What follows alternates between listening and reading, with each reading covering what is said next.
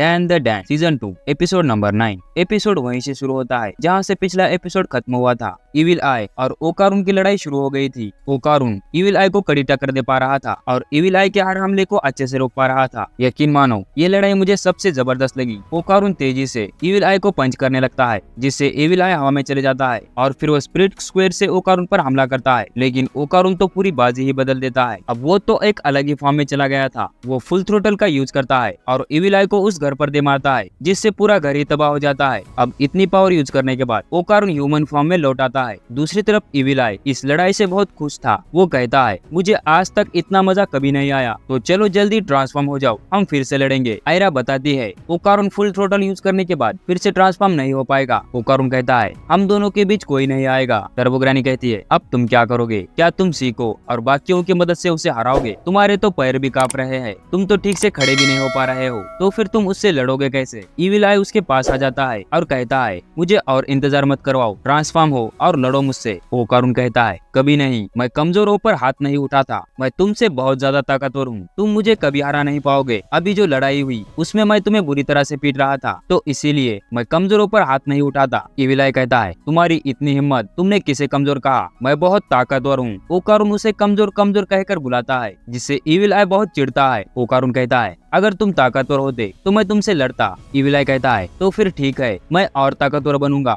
ओकारुन कहता है ठीक है, लेकिन मैं ऐसे किसी से लड़ना नहीं चाहता जो दूसरे लोगों से लड़ता हो, तुम्हें बस मेरे साथ ही फाइट करनी होगी। इस पर इविल आई कहता है तो फिर ठीक है, आज से मैं सिर्फ तुमसे ही लड़ूंगा। ओकारुन कहता है कुछ देर पहले तो तुम सारे इंसानों को मारना चाहते थे, तो मैं तुम पर यकीन क्यों करूं? और वैसे भी मुझे डेली स्कूल जाना पड़ता है। इविल आई बच्चे की तरह जिद करता है और वो कहता है मैंने कहा ना, मैं सिर्फ तुमसे लड़ूंगा और मैं हर दिन हर सेकंड तुमसे लड़ना चाहता हूँ। ओकारुन कहता है मैं सिर्फ तुमसे हफ्ते में एक बार लड़ूंगा और यही मेरी कंडीशन है। दूसरी तरफ मोमो टर्बोग्रानी से पूछती है आखिर चल क्या रहा है? तुम ओकारुन के साथ मिलकर क्या साजिश कर रही थी? टर्बोग्रानी कहती है ये सब ओकारुन का ही आइडिया था और वो इविल आई के खेल का साथी बनना चाहता था। उस रात ओकारुन ने टर्बोग्रानी को बताया था कि जब मैं इविल आई से लड़ा, उसने कहा कि वो खेल को सीरियसली खेलना चाहता है। इसका मतलब वो खेल खेल में ही लोगों को मारना चाहता है। तुम्ही ने कहा था कि इविल आई अभी भी एक बच्चा है। अगर ये बात सच है तो उसे बस एक साथी चाहिए जो उसके साथ खेल सके। अगर मैं किसी तरह इविल आई का ध्यान अपने ऊपर ले सकूं और उसके साथ कॉन्ट्रैक्ट कर लूं, तो शायद वो मिस आया से और बाकियों को कभी चोट नहीं पहुंचाएगा। और ये सब करने के लिए मुझे और ताकतवर होना होगा ताकि मैं इविल आई का दोस्त बन सकूं। आगे ओकारुन इविल आई से कहता है तुम सिर्फ मुझसे लड़ोगे और सिर्फ मुझे ही मारोगे और हम हर ट्यूसडे के दिन लड़ेंगे। तब इविल आई अपनी चड्डी निकालकर ओकारुन को देता है और कहता है ये लोग सभी इंसानों को मार देना चाहते हैं, इसीलिए वो ऐसा वादा नहीं कर सकते जब तक कि मैं तुम्हें मार न डालूं, तब तक तुम इसे अपने पास रखना। दरअसल इस चड्डी में कई सारे लोगों की आत्मा मौजूद है।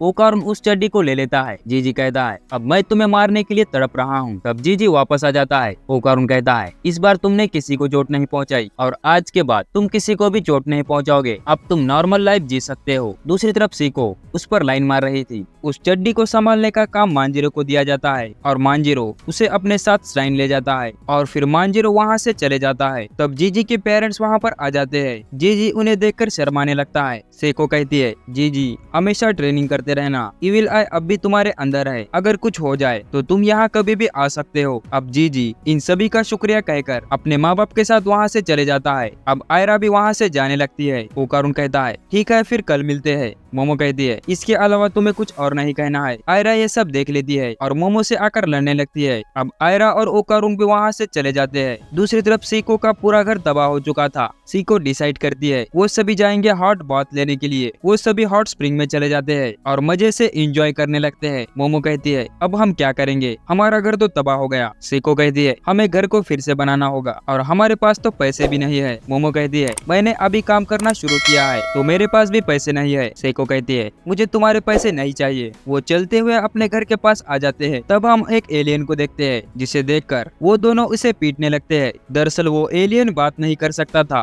तब ओकारुन, मैंटिस श्रिम्प और आयरा वहाँ पर आ जाते हैं। वो कहता है हमें तुम्हारे घर की चिंता हो रही थी, इसीलिए हम मैंटिस के पास चले गए थे ताकि वो घर बनाने में मदद कर सके। तब उन्होंने उसके दोस्त लूड्रिस से मिलाया। मोमो उससे माफी मांगती है लेकिन वो चुम चुम कहकर गुस्सा करने लगता है। मैंटिस कहता है उसे खुशी हुई कि तुम जैसे खूबसूरत लड़कियों ने उसे पीटा, दरअसल वो बांध काम में बहुत माहिर है। मोमो कहती है मुझे तो लगता है कि वो बहुत गुस्से में है। सीको मैंटिस से कहती है तुम्हें हमारी फिक्र करने की कोई जरूरत नहीं, हम सब संभाल लेंगे। कापा कहता है, मैं हमेशा से ही तुम्हारा एहसान चुकाना चाहता था, तो प्लीज मुझे मदद करने दो। ओकारुन भी सीको को मनाने की कोशिश करता है और फिर सीको मान जाती है। कापा कुछ बॉक्स को दिखाता है जो असल में नैनो स्किन होते हैं। इन नैनो स्किन की मदद से तुम कुछ भी बना सकते हो। यदि अगर ये टूट भी जाए तब भी हम इसे आसानी से रिपेयर कर सकते हैं। दरअसल ये nano skin ultra high density nano machine है और ये शेप मेमोरी अलॉय है। अगर ये टूट भी जाए तो ये अपने ओरिजिनल फॉर्म में आ जाते हैं। ये नैनो मशीन अपने ब्रेन के इलेक्ट्रिक सिग्नल को कैच करते हैं और जो भी तुम इमेजिन करो उसका शेप ले लेते हैं। अब इसकी मदद से ये सभी मिलकर एक बढ़िया सा घर तैयार करते हैं। मोमो आयरा और ओकारुन को शुक्रिया कहती है और फिर वो सभी अपने अपने घर चले जाते हैं। दूसरी तरफ हम जीजी के पेरेंट्स को देखते हैं। जीजी की मॉम तो बिल्कुल जीजी की तरह ही है। वो गाड़ी को बिल्कुल हवा की तरह चलाती है। वो तीनों सीको के घर को रिपेयर करने के लिए ही वहाँ पर आए थे, लेकिन वो देखते हैं कि घर तो पहले से ही तैयार है। दूसरी तरफ सीको पैर फैलाकर सोई हुई थी। अगले दिन मोमो और जीजी स्कूल जा रहे थे। जीजी कहता है, मैं तो कई बार इविल आई में बदल चुका हूँ, लेकिन इविल आई ने अब तक कुछ भी नहीं किया। उसे अपना प्रॉमिस अच्छे से याद है। शायद मेरे ट्रेनिंग की वजह से मैं इविल आई के कनेक्शन को फील कर सकता हूँ। कभी कभी उसकी नफरत महसूस होती है, लेकिन ज्यादातर तो उसके साथ मजा ही आता है। जीजी कहता है, क्या तुम्हें किसी से प्यार है? ये सुनकर मोमो का पूरा चेहरा चमकने लगता है और वो जीजी को गुस्से में कहती है, मुझे किसी से प्यार नहीं है। तुमने ये सब सोचा ही कैसे? तब कुछ लड़कियाँ जीजी के पास आती है और उससे हालचाल पूछने लगती है। तब वो स्टाइल मारते हुए कहता है, मैं तुम सभी को बेचैन करने के लिए घर पर ही रह रहा था। एक लड़की जीजी को कोल्ड ड्रिंक पीने के लिए देती है और वो अगले ही पल इविल आई में ट्रांसफॉर्म हो जाता है, लेकिन इस बार वो कपड़े फाड़ता नहीं। लड़की कहती है, क्या तुम्हें इसका टेस्ट पसंद आया? वो कहता है, इसका टेस्ट तो बहुत अच्छा है, अब मैं तुम सबको खत्म करूंगा। तब मोमो उसे पकड़ कर ले जाती है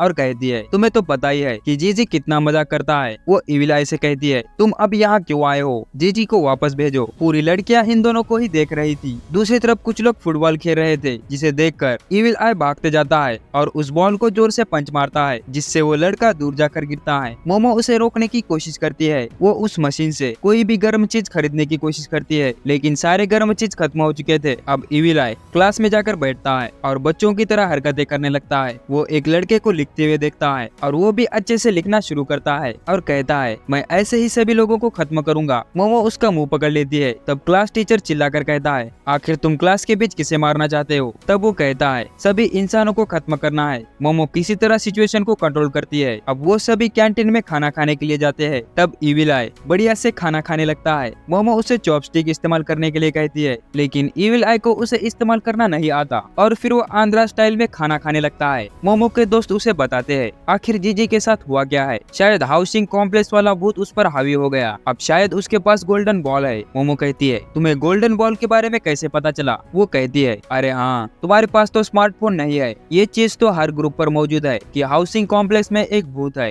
तब हम ओकारुन के गोल्डन बॉल को देखते हैं और फिर इसी के साथ ये एपिसोड यही खत्म हो जाता है। उम्मीद है आपको ये एपिसोड पसंद आया होगा। पसंद आए तो वीडियो को लाइक कीजिए, नए हो तो हमारे इस चैनल को सब्सक्राइब कीजिए। मिलते हैं जल्दी ऐसे ही एक नई वीडियो में।